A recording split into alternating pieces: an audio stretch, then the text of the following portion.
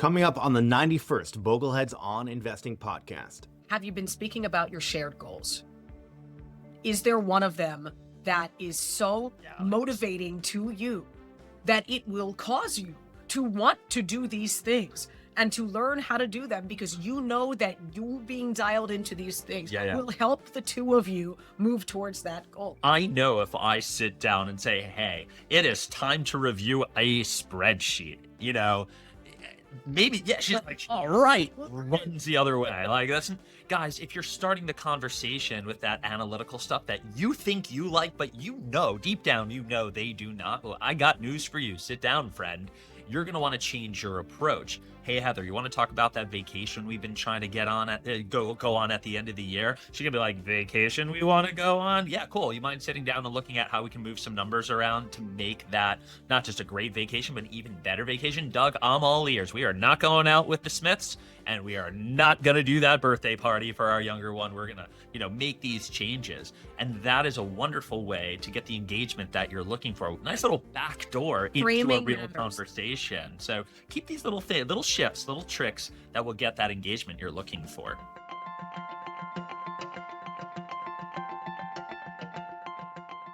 Hello, everyone. My name is John Luskin, and I'm your host for the 91st Bogleheads on Investing podcast. F.I.R.E returns next month. For today's episode, we'll be featuring Heather and Douglas Boneparth. We'll be talking about Money Together, their book, which explores how couples can successfully manage their money together. Included in our conversation is managing healthcare and long-term care expenses as we age, as well as how you can better plan for that stage in life by talking to your family about it. And stick around to the end where we wrap up our conversation by talking about some unknown risks and how to better manage those. I hope you enjoy the episode.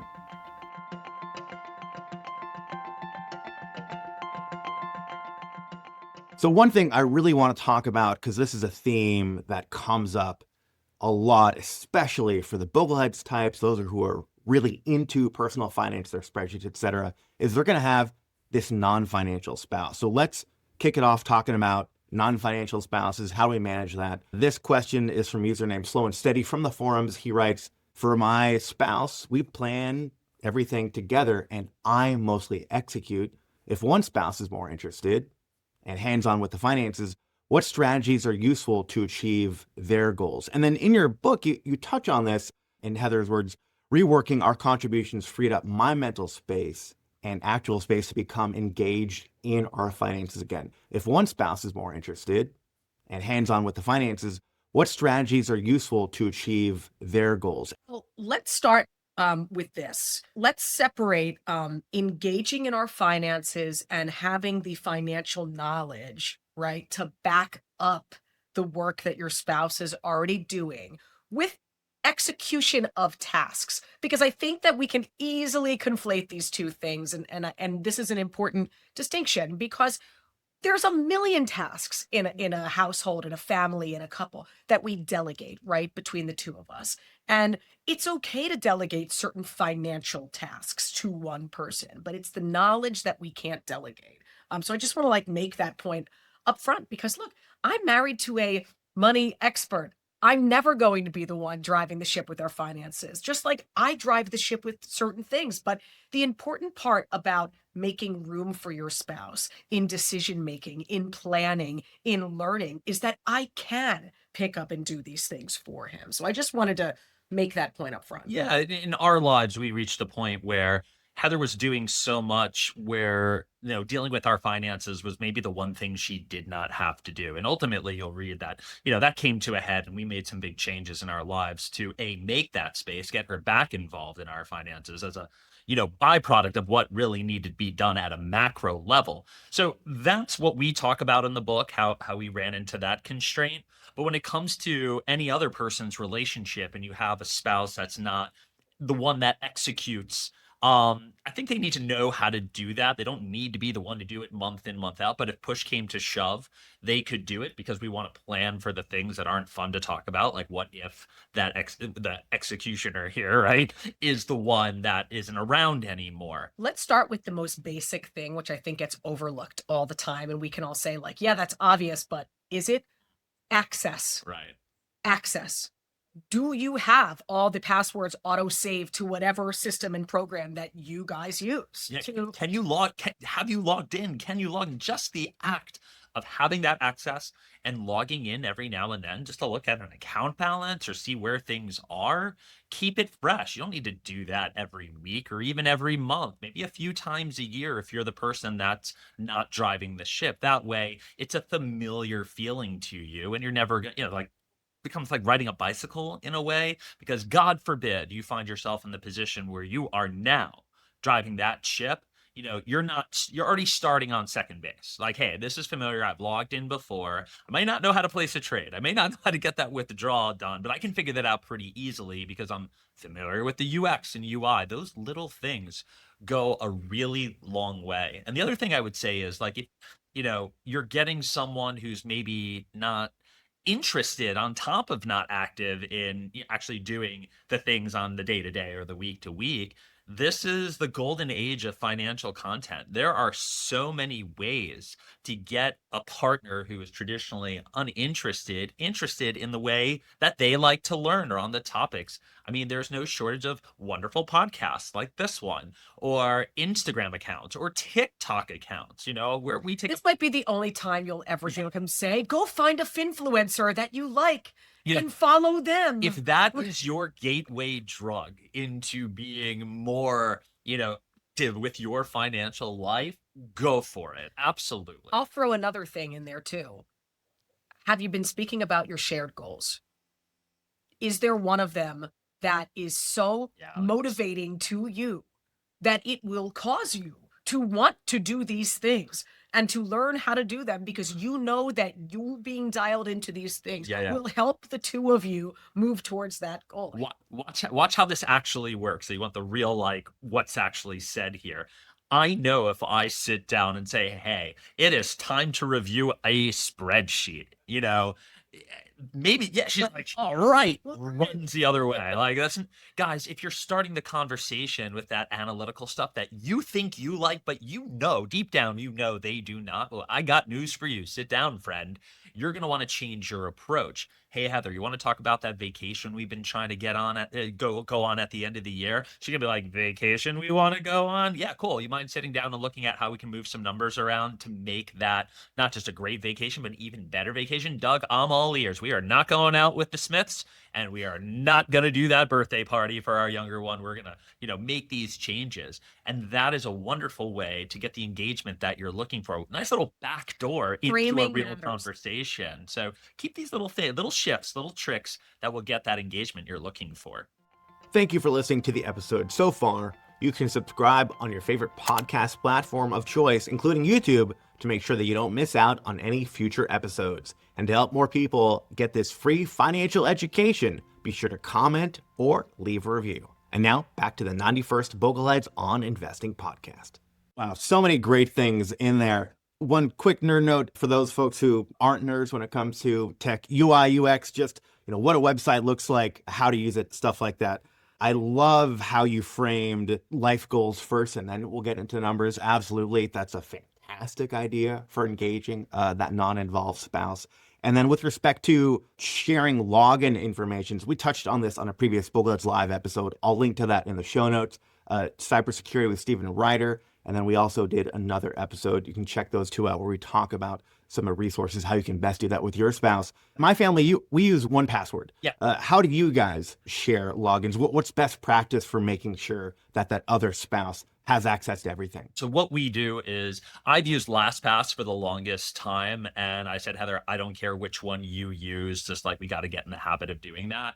And we actually ended up using password through, we use Mac OS and we use iPhones, and I was able to export everything out of LastPass to there. That is what we've now put ourselves into. And literally as of a couple weeks ago, the ability to access each other's passwords and be able to log in anywhere we need to is finally in place. There's also now a legacy function or a legacy designation that you can make on the iPhone. Through the kind of Mac OS infrastructure, Heather has the ability and I have the ability to submit to Apple like, hey, I need to be able to access her phone or her computer. And you basically, if something happened to that if she person were to die or become, I worry about continuity To me, like A lot. that's something that I worry about. It's not so much because we make sure that now we each have access to all of our joint accounts and everything like that. Those are all saved. We're using similar password managers, like we're on the same page. But I worry about continuity and that legacy designation makes a big difference in how I sleep at night. And by the way, you don't need a piece of software, to,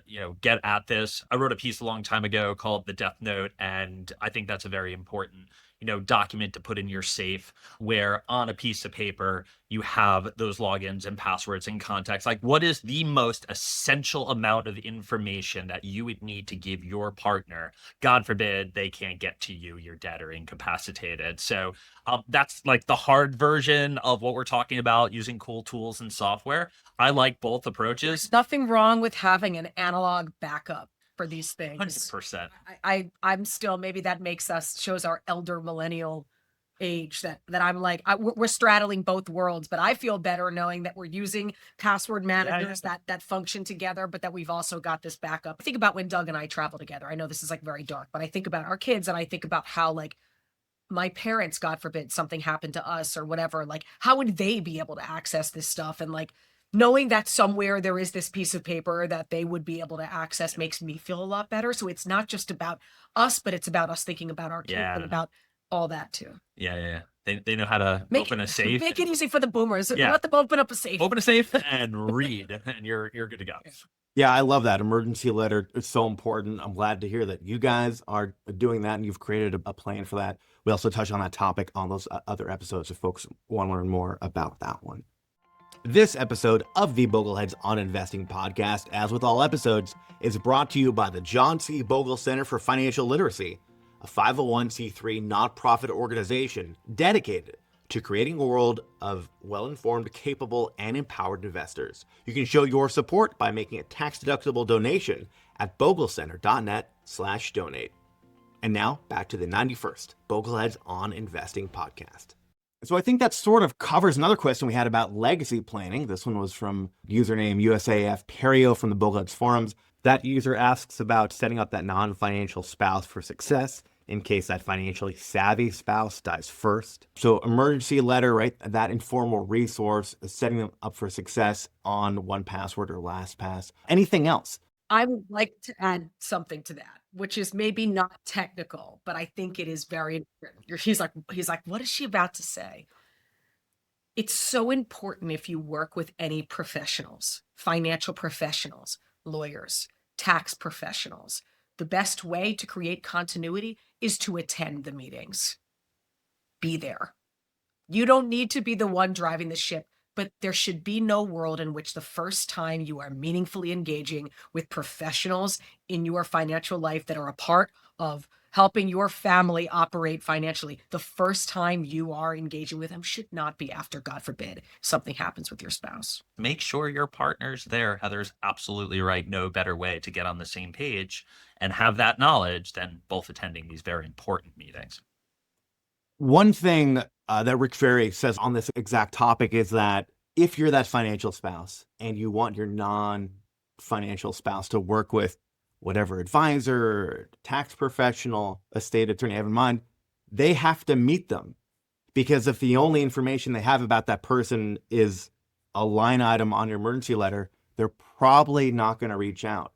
And for those bogleheads out there, the consequence might be that, instead they're going to go meet with the, friendly big bank rep down the street, right? So if you do want your spouse to work with whoever you're working with, they should have that introduction ahead of time. Sometimes the spouse that's been disengaged is just intimidated to show up to the meeting and feel like they're wasting their quarterly meeting time on questions that they feel like they should know. Those shoulds really keep a lot of, I'll speak on behalf of women here. I think they keep a lot of women out of the conversation. Confidence, a lack of confidence, not knowledge, is the barrier here for many women. I think it might even be twofold. I've had on several occasions the non-financial spouse tell me that they were afraid to ask a stupid question or demonstrate that they were doing something wrong to the dismay of their spouse or the advisor in this case.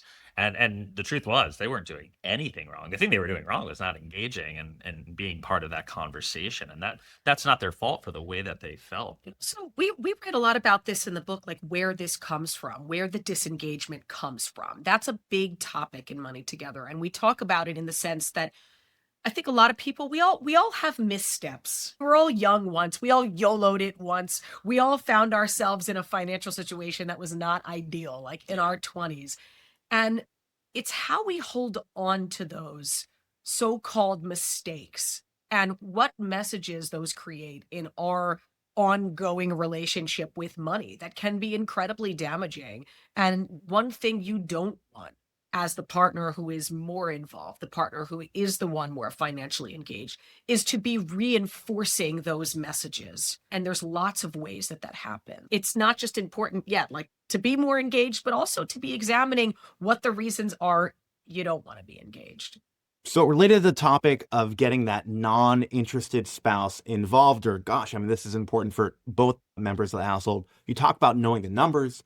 You wrote, your most important job is to become intimately familiar with the numbers that exist in your life and the numbers that you're trying to get to be honest about how much you spend and how much you want to spend. Without honesty around everything, you can't be sure you're hedging enough. And so certainly this is going to be important if that non-financial spouse has to take over in a worst case scenario. But again, it's equally important just to help you get to where you want to go in terms of meeting your financial goals. There has to be context for the decisions that you're making day to day. What you don't want to do is be so so wrapped up around it that, your day to day becomes miserable, or you're thinking too critically about just decisions that you should be making effortlessly. Non-financial spouse is not absolved from knowing how money comes in and out of your life, how money is made, how much it is, how much are you spending each month. But there has to be context for big purchases. There has to be context for lifestyle that you're trying to live. And by sitting down regularly and getting on the same page with numbers, which is not a one-time thing. This is why we want you to build a practice around working with your partner. Gaining more context around your numbers puts you in a position to more critically examine the lifestyle that you're living now, what you want for your future, and also just to embrace the idea of being nimble in a way that isn't framed around failure. Like, oh, we're spending too much, so it's not always about reduce, reduce, reduce. Yeah. Maybe you'll realize in doing it that you literally have everything you ever wanted right now, and that this goal that you had set out for 5 years ago that you thought would look like that actually looks like this, and you're already there. That's what the context is. When we do planning in practice, right? So it's fun. People who feel the need to, sacrifice lifestyle to an uncomfortable level in order to get to whatever goal it is they have, or let's say take on an exorbitant amount of risk in the way that they invest. And remember, we sit down and we show them like, you need like a 6.5% rate of return, to get there, but you need to get that consistently. And they're shooting for, 12. Right? I have yet to meet someone who has successfully reached financial independence and has looked back and said, man, I wish I took more risk. I regret not having invested in that thing. They got to the goal. They're enjoying their retirement or their financial independence. And I think, again, that's the context that we need to have when we think about, what it is that you're doing day to day versus what you're doing over the long term. Yeah, certainly in working with a lot of Bogleheads and F.I.R.E types, very frugal. It's sometimes so curious to me that, I'll do a retirement projection for them and everything looks great, right? Just huge savings, massive savings rate, can probably retire earlier than they initially thought. And they didn't know this for the simple fact that they just weren't looking at the numbers themselves, tracking that spending. Tracking spending, it can sound so boring and tedious. Always encourage folks, please don't make this a manual process. Please don't use a spreadsheet and manually enter every single receipt you get. I mean, there's people who try that almost always fail because Right. it's terrible. No one wants to do that. Good behaviors done in bad ways, right? Like, this is going to rob you of the joy that you get out of life, right? So I'm all for minding your money, but I'm very much against, robbing yourself of the opportunity to enjoy the fruits of your labor. I love the tools that are out there. There are so many good ones. There's ones that do a heavier lift on the expense side. There are ones that get you a little bit more manual. There's a good amount of time where I actually did it very manually. Like I would download the credit card statements in Excel and I would start sorting them out. And after 8 months of doing That that, elder millennial and yeah, well, straddling the I digital. wanted to practice what I preach. When we tell clients, if you are truly that curious and that, aghast at your spending and you don't know where it's going and you're using, this tool or that tool, you got to go to the raw data and check it out. And I just wanted to see what that process actually felt and looked like. It was pretty miserable. It was extremely time consuming. I got to learn a lot that I then could use in my future approach to how we would manage our spending. More interested in that you have a system, that you stick to it regularly, and you find what works for you, and you're able to share that information with your partner so you can have meaningful conversations around your spending. It shows up as, hey, we went out to dinner 4 times this week, and we both agree like that fourth one with our friends, we just saw them last week. Why did we do this? We didn't really get the value or fulfillment out of that decision, and you change your behavior because of that. That's what we're looking for, not like, oh, we shouldn't have gotten the cocktail at dinner. That's the counterpoint to it. No, you're going to go out and have fun, and you like a cocktail with your meal. Good. Go get that meal, do the cocktail thing, right? Don't ruin the experience itself. But did you need to do it twice that week? Or did you need to go out with that same group of people? How did you really feel about? Did you get what you needed out of it? It was the law of diminishing return. Go change the behavior. Yeah, I think when people do track their spending, they're going to find it's probably not that one-time cocktail that's make or breaking them. It's almost always housing and transportation. These are the big movers, of course. Look, it's either death by 1,000 cuts or the haymaker that's punching you in the face, right? And by the way, the death by 1,000 cuts, we feel like we can make those changes a lot easier. I can stop having the Yeah. coffee, the cocktail. You got to do that at scale to really like move the meter versus the harder thing. That's why it's so infuriating when you read these headlines and you see all the talking heads talking about if we just cut the latte, we'd be able to buy a house. Childcare is a crisis in this country. I'm Ugh. going to spend 30 minutes talking about it, but the notion that it is something that is like a moral or behavioral failure of young parents of today to not be able to afford their cost of living when 30% of their income is going to private childcare before the public school age.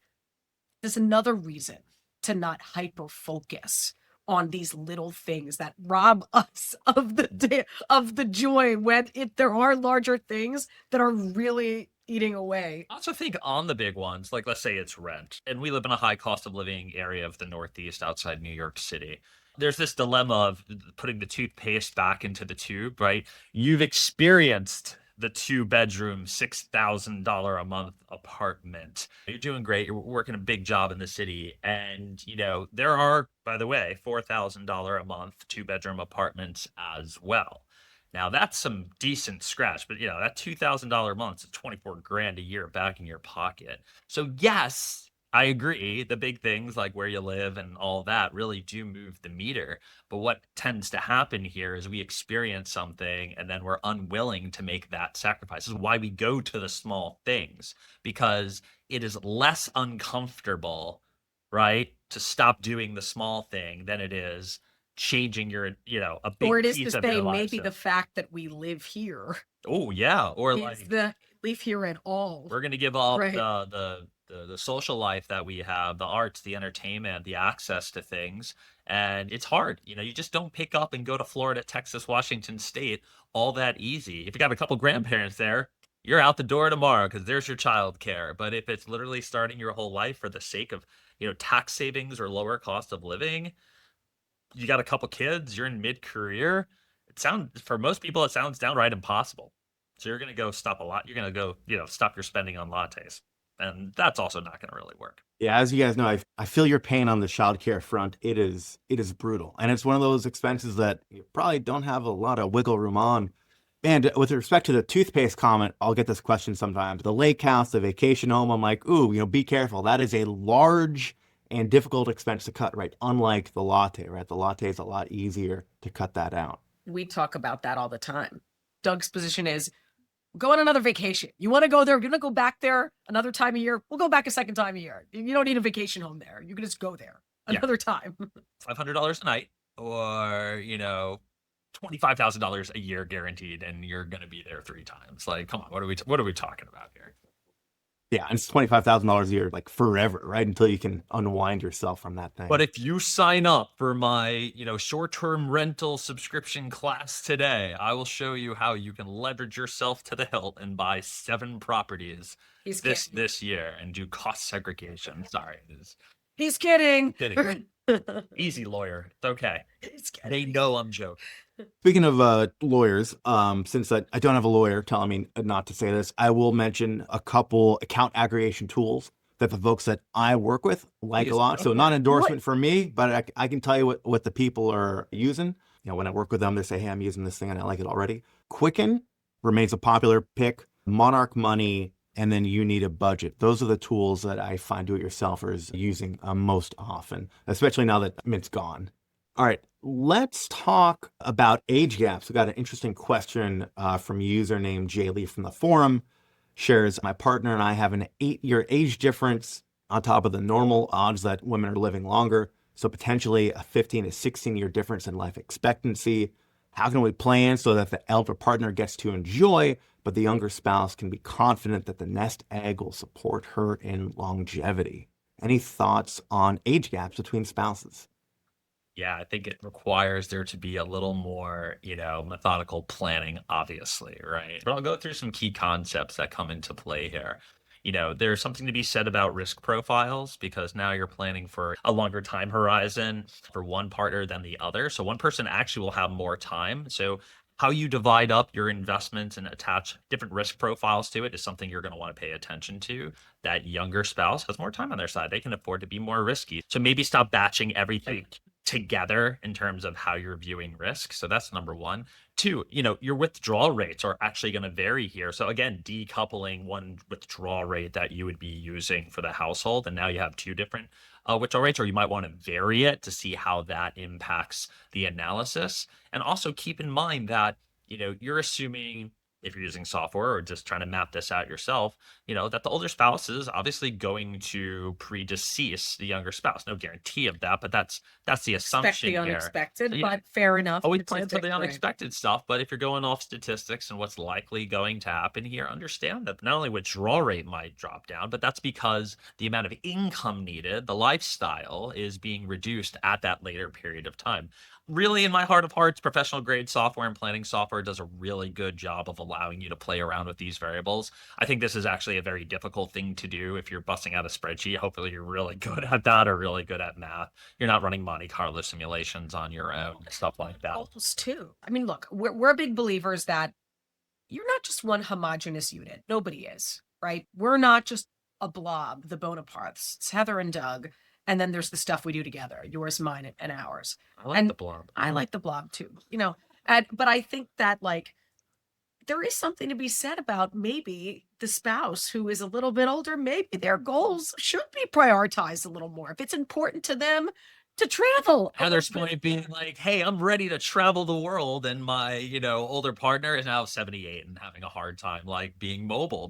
That's not the vision, I'm sure, that they had when it comes to that. So you're talking about satisfying some of the individual goals of the older, spouse here should be prioritized, while also allowing whatever shared vision of retirement. I think it's just going to look very different for a couple in this scenario. Also bringing into, I didn't mean to joke around about like mobility and health, but this is such a big part. The years in which you get to enjoy financial independence, like, if you're fortunate enough to make it out of the workforce in your, early to mid 60s, what I hear from clients is, wow, I really got a 10, 15-year period, to get in the fun stuff. They say to me all the time, they're worried about their health failing them and they're not able to do the fun things, whether it's travel or what have you. So we can have a whole separate conversation on why prioritizing health should be a big part of anyone's retirement plan. It's often unsaid, and almost the most important part of it. But this is an area where, hey, yeah, maybe you need to think a little bit more about the years in which the two people are able to enjoy the joint things they have. And if you have to accelerate some stuff for the person who's older Great point. based on their health or based on longevity of things, then yeah, you're going to want to shuffle the deck a little bit there and then plan the financial things around there. Maybe it means increased savings rates today. Maybe it means adjusting risk profiles today. All of these things. It's not just one solve for this. It's quite complex. I mean, I'll give it that.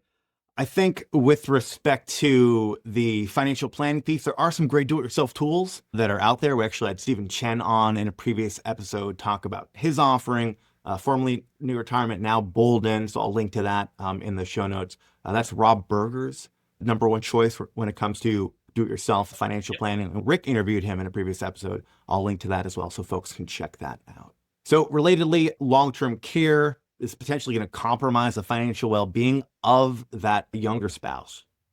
Any tips for dealing with the expenses of long-term care, especially with respect to the challenging insurance market for that product? Yeah, and what a very different landscape long-term care has become from maybe when we started our careers. It wasn't that unaffordable relative to today's premiums, but what did we notice? Massive mispricing, right, in premiums to what the cost of care would actually be. And now we live in a world where it's really hard to see the value, depending on what these premiums look like for individuals. You're going to pay a ton of money for a long period of time, and you look at the ROI on that, and you start to see some things that aren't very attractive use of capital. So, are we really now pigeonholed in like self-insurance world? Now, I could take this to the what are you doing to keep your health up as much as possible? Truly, that is a recommendation that I have. And I don't want to come off as take care of yourself. It's not going to solve everything, but it's going to do a lot for you. Right. And I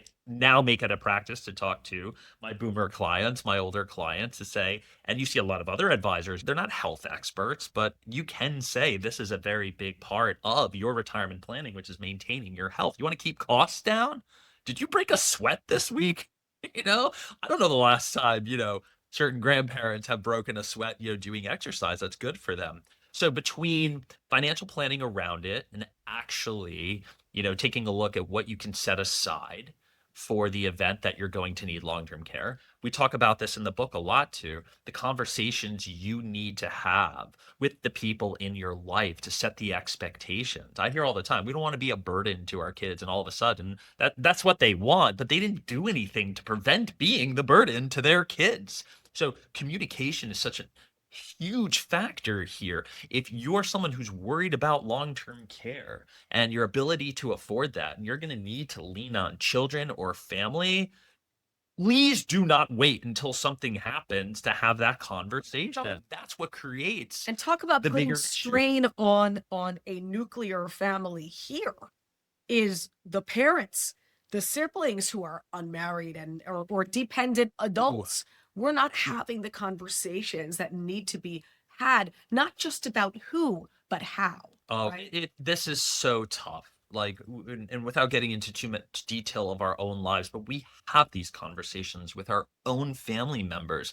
And while they're listening and while we've mapped it out and we've showed them, hey, this is what this could look like, and this is what your concern is, here's how we solve for it. To then execute on that has proven to be extremely, extremely difficult. So I would only advocate for the sooner you can have these conversations, the better. As people get older, they clam up. They don't want to talk about it. They don't want to face these things. That's one half of the difficulty of it. The other half is they're not great at executing on that.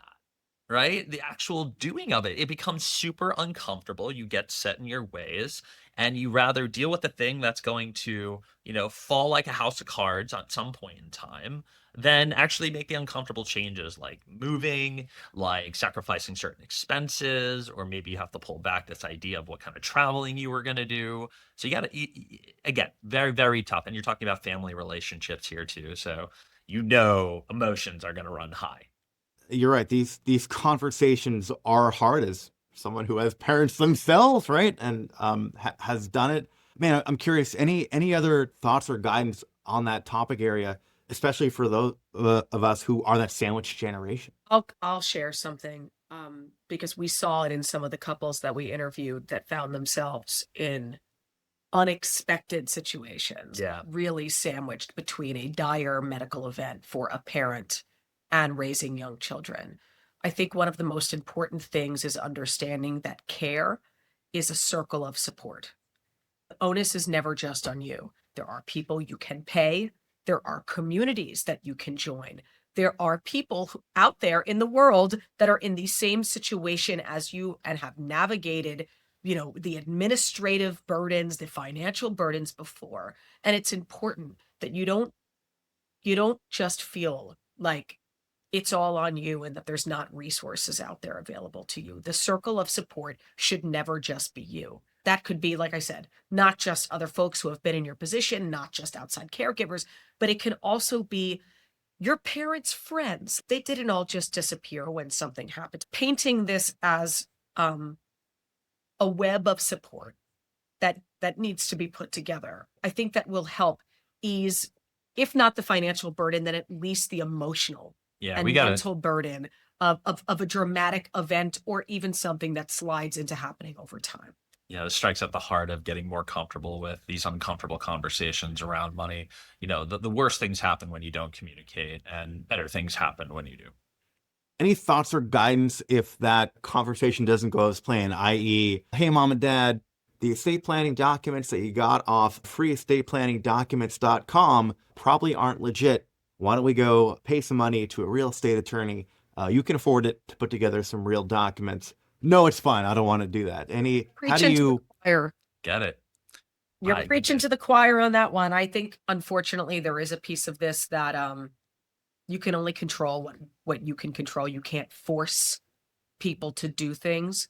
But I think a little bit of tough love goes a long way. They think they don't want to burden you, and you need to say to them, you are, in fact, burdening me. You are, in fact, putting us in a situation that's going to be incredibly difficult for us because you don't want to do this now. You may have your reasons why you think Yeah. that this isn't the time or the place, but I implore you to consider the fact that you're putting me in a worse reactive situation down the road. That's the one that really grinds my But that's gears. tough love. Yeah. That's tough love, and that's really hard to do. And I'm not claiming that that's easy to do. It's something that I think we and a lot of folks in our generation Yeah. deal with all the time. Some things you can't solve for. And what you can control is how you go about your relationship with that individual. I'm not advocating for you to cut anyone off or cease talking to them.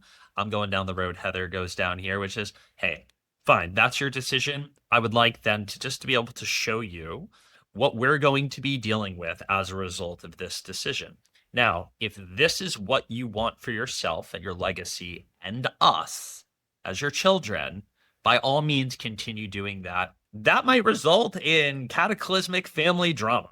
And that's what you're going to have to deal with. Go get your therapist, go get your cocktail, go do what you got to do to basically cope with that fact. But if you don't try, you'll never open the door to the fact of that person saying, this is not what I want for anyone, and maybe convince them to go down a different road.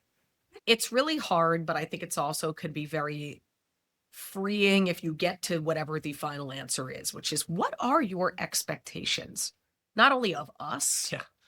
but do you understand, now that we've all talked about it, you understand that this is the result of you not being unwilling to either make changes, to make arrangements, you understand this is the outcome of that. If their answer is yes, I understand, and DGAF, and that is their answer, at least everyone's cards are out on the table. Yeah. You can't make somebody do something. Then act accordingly after that. Truly, Act And by the way, if you're going to then continue, well, they don't care, and I guess we'll just deal with it. Like if that's your attitude towards it, then you should, then don't complain when it happens.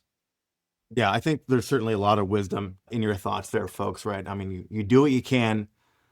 And then, man, it's up to them. One thing that is a cruel set of circumstances is that the older you get, while your capacity diminishes, your confidence increases. And that can be, man, that shows up in this situation with, working with those parents who, they think they know and understand what's best. But, yeah, it's a tough one Irony. for sure. It's tough. John Luskin, your podcast host, jumping in here to make a post-episode edit. I just want to stress the importance of having this conversation early. You do not want to delay because of the risk of cognitive impairment setting in. Given that cognitive impairment, it's possible that your message won't land. So make sure to speak with your family sooner rather than later. And now, back to the episode. I think there are some topics that are very important that get rarely discussed. And one of that is going to be disability insurance. You touch on this in the book. Lots of families purchase life insurance but never consider the lesser event of falling ill, being unable to work. What's some guidance you can provide on the importance of disability insurance? How should couples be thinking about this in their financial lives? So how I think about this, number one, lean heavy on group benefits, assuming you have them, right? One of the best ways to be able to protect your income is hopefully be in a place where you can afford yourself some group benefits. That is the cheapest and easiest way to go about that. Now, that's not obviously available for everyone here.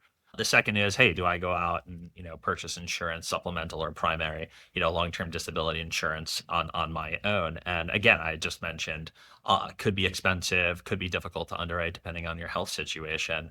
And yes, there is the ability to also generate, whether it's a sinking fund or a contingency or a larger cash reserve to combat against this risk.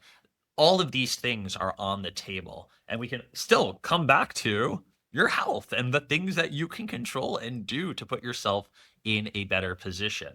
And then there's just, hey, can you accept the fact that there are things out of your control that you're going to have to contend with? So it's a sliding scale. It's a giant spectrum of how do we go about doing this. Not everyone can just and be in perfect health and go buy the largest long-term disability insurance policy out there and blow $5,000 a year on a Cadillac policy. And what I've noticed in practice is just how creative you need to start being in terms of getting disability insurance. One strategy has been, hey, can you belong to a professional association based on what you do or your craft? That is often a wonderful way to pick up group, benefits that you otherwise wouldn't be able to get if you're, you own your business or you're an entrepreneur and you don't have any group benefits. Us as financial planners get this through the Financial Planning Association or FSI. And I ask you, hey, do you have a professional association that you belong to or can belong to as well to get affordable benefits, specifically disability, that has proven to be a really great way to obtain affordable coverage? Now, getting into the nitty-gritty of long-term disability insurance is out of the scope of this episode, so be sure to check out episode 39 of the Bogleheads live show, where we do get into the very details of long-term disability insurance, including talking about the shortcomings of those group policies, what you might get through work or through a professional association, and why you want an individual disability policy instead. I'll link to that in the show notes for folks to check out. Let's talk more about managing those unknown risks. Cash is the best hedge against the unknown. Doug suggesting at least 6 months is even more better. Under what circumstances? It's what you do for a living, I think, too. Heather's right. My lukewarm hot take is to go more conservative and do the 6 to 9 month cash reserve, but there's reasons for that. My reasons. So my elder millennial trauma is showing here in this recommendation of 6 to 9 months. So my lived experience of starting our careers in the Great Recession and raising children and running a business during a pandemic leads me to believe that, hey, I'm going to personally sleep better at night knowing that I have a larger margin of safety there for me. So I have a number of subjective reasons that push me towards a higher amount. For what I've described, I could even go as high as a year. For my retirees, I go as far as 2 years. But let's get subjective with this. How do you feel physically? How do you feel about the world around you? It's your family situation. Do you have kids? How do you feel about your health? How do you feel about your job? Right? Are you going through a transition? Are you having a kid right now? Are you, starting a new job, starting a business? Depending on what the answers are to these questions would push you either into wanting more cash, or if the world's great, you're super tight at your job, you got tons of non-qualified assets, non-retirement assets, and things are just great. You feel durable as ever. Business is booming. Yeah, 3 to 6 months might be the way to go because you want to deploy more cash into productive assets and take advantage of that and maximize the opportunity there. Now, if the opposite is true, oh my God, I think I'm going to get fired. I'm 20 pounds overweight and in the worst shape of my life, and we're expecting our third child, you know, maybe, that 9 months of cash. I know that's huge. And I often get flack for it. Dude, no one's saving 6 to 9 months. I get it. Be aspirational. I want you to have something. Let's all agree to that. But if those are the factors you're contending with subjectively, then yeah, you're probably going to want to lean more conservative and hoard that cash because the opportunities of the market or investments don't feel as good as that conservative pile of cash is. I think Heather made a good point that I want to echo your job. Certainly those higher paid executives, that job search can take quite some time. It sure can. I've seen it. I see it more now than ever as I kind of enter this new decade, and I have a lot of friends reaching middle management and upper management, and it is not easy to make those transitions. And you've really probably assimilated to a certain lifestyle, and A lot, it's yeah. it's right. Along that line, it's also very sector based. Like, imagine you're an AI engineer, you're going to have a job for a while, you know, but if you're, let's say, in a marketing department Marketing. I was just gonna say or an marketing. advertisement department where like hiring has stopped, they're strongly looking at that very AI tool that is doing a lot of the functions here. I think you need to be very cognizant of your position, your station in life, where you are, what it looks like in terms of the labor environment for your specific job, and factor that into maybe I should be holding more cash, right? I would expect that if I do get laid off, my time out of the workforce is going to be greater than, hey, I'm a highly desirable engineer, and this was just the company I was working for wasn't it? It wasn't me or my talents, and they're hiring across the board. I'm gonna go over here now and get hired tomorrow. Yeah, I worked with someone not too long ago, middle management, blew through his emergency fund in 6 months looking for a job. I mean, he was still interviewing when I worked with him. I know so many people Got a in that couple position. clients dealing with this right now, and it's hard, it's tough, but thank God we developed a large cash reserve, and we put that into practice here because it really shows up and comes through. Anything else you folks would like to discuss or mention before I let you guys go? That money is a practice. You don't win. It's not a game you win once and then you're done forever.